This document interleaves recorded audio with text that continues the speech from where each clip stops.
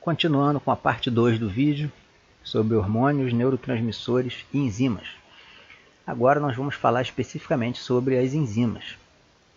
Então as enzimas elas são substâncias proteicas formadas por proteínas e elas vão catalisar, ou seja, vão acelerar as reações químicas que ocorrem no organismo dos seres vivos. Tá? Então, sem essas substâncias, algumas reações que acontecem no nosso corpo poderiam demorar muito tempo. E com a ação das enzimas, elas ocorrem de maneira mais rápida. Tá? Então, elas aceleram a velocidade dessas reações.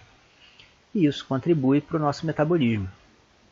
Então, sem essas enzimas, muitas dessas reações seriam extremamente lentas. E uma característica interessante das enzimas é que elas não se exaurem, né?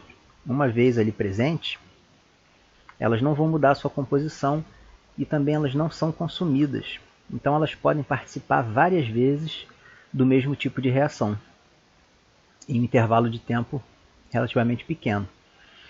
Então não quer dizer que porque a reação ocorreu uma vez, que aquela enzima ali ela vai perder o seu efeito. Ela vai continuar produzindo o seu efeito enquanto ela estiver ali.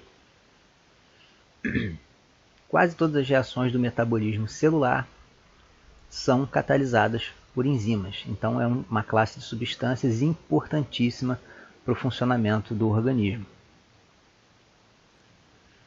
E para a gente ter um exemplo, para visualizar qual a importância das enzimas, nós temos aí o exemplo do processo de digestão, que ele só acontece graças à ação das enzimas digestivas. Então, uma vez que nós ingerimos os alimentos, o nosso corpo produz enzimas específicas para cada tipo de molécula de alimento. E essas moléculas elas vão ser quebradas em substâncias menores. Por exemplo, proteínas serão quebradas em aminoácidos, os carboidratos serão quebrados em glicose e as gorduras serão quebradas em lipídios, que são moléculas menores, as quais o nosso corpo vai ter a capacidade de absorver, de armazenar ou utilizar como fonte de energia. Tá? Então, sem as enzimas, essas reações poderiam demorar muito ou até nem ocorrer. Assim como as outras substâncias que a gente estudou, cada enzima também será específica para cada tipo de reação. Tá? Ou seja, elas vão atuar somente em um determinado composto e vão efetuar sempre o mesmo tipo de reação. E o nome do composto ao qual essa enzima ela vai se ligar é diferente dos hormônios e neurotransmissores que são ligados a receptores. As enzimas elas vão se ligar a substratos. Tá? Então, é diferente aqui. Aqui não tem receptor, aqui tem substratos. E a enzima ela vai ter a especificidade para o seu substrato específico, que é a especificidade enzima-substrato. Então, essa enzima ela vai se ligar a uma molécula de substrato numa região específica, denominada sítio de ligação. Para isso, tanto a enzima quanto o substrato sofrem mudança de conformação para o encaixe. Tem uma ilustração aqui que a gente vai entender melhor. Como funciona isso? Por exemplo, eu tenho o exemplo da lactose, que é um carboidrato presente no leite. Então, o seu corpo ele produz uma enzima chamada lactase. Então, a lactase ela foi feita para se ligar à lactose e quebrar a lactose em moléculas menores para o seu corpo poder digerir. A lactose ela não vai agir sobre outros tipos de molécula. Não vai agir sobre proteínas, não vai agir sobre gorduras. Ela só vai conseguir se ligar na lactase. Por quê? Existe o sítio de ligação, existe essa especificidade. Então, essa enzima é específica para esse substrato. E o substrato aqui, no caso, é a lactase. E a enzima, o substrato é a lactose e a enzima é a lactase. Então, quando há essa especificidade, eles conseguem se ligar e fazer um encaixe perfeito. E a esse comportamento a gente dá o nome de teoria da chave-fechadura. É bem parecido lá com os receptores para os hormônios e para os neurotransmissores, só que aqui no caso não são receptores, são substratos. Então aqui nós conseguimos visualizar o sítio-alvo, a enzima e o substrato.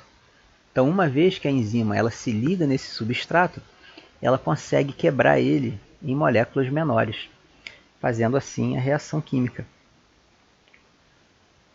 E aqui alguns exemplos de enzima, usando ainda o exemplo do sistema digestivo, que fica mais fácil para a gente compreender. Então, no caso, a lactase facilita a hidrólise da lactose, quebrando ela em moléculas menores. A lipase ela vai facilitar a digestão de lipídios, de gorduras, né? A protease ela vai atuar sobre as proteínas. E temos também a amilase, que, se eu não me falha a memória, ela vai atuar aí quebrando os carboidratos em moléculas menores. E aí a gente parte aqui para alguns exemplos de medicamentos que vão atuar nesse sistema aí de enzimas. Aqui, né, um exemplo da enzima lactase sintética, de pessoas que possuem aí intolerância à lactose, elas podem consumir esse medicamento antes de fazer a ingesta de laticínios, que elas não vão passar mal, porque ele vai substituir essa enzima. Esse medicamento ele vai se ligar no substrato, no caso na lactose, e vai fazer o efeito que a enzima produzida pelo corpo normalmente faria. E nós temos também outro exemplo aqui, que é o captopril. Nesse caso, ele vai inibir a conversão, vai inibir a ação da enzima conversora da angiotensina.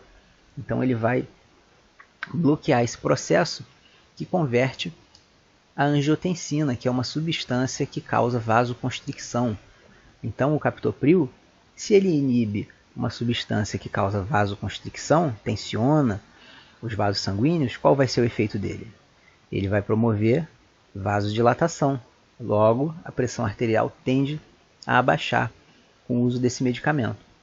Tá? Então, com essa aula sobre essas substâncias, o objetivo é que vocês entendam que os medicamentos eles têm tudo a ver com a ação dessas substâncias. Eles vão agir no nosso corpo muito parecido com hormônios, neurotransmissores e com enzimas. Só que eles são fabricados em laboratório. E nem sempre eles vão agir exatamente igual. Em alguns casos, eles podem até inibir ou bloquear algumas reações ou receptores. Tá? Então, entendido todos esses conceitos aqui sobre hormônios, neurotransmissores e enzimas, nas próximas aulas nós vamos nos aprofundar mais na farmacodinâmica para entender o efeito dos medicamentos no nosso corpo. Tá? Então a aula de hoje fica por aqui. Qualquer dúvida é só deixar no chat, pessoal. Um abraço.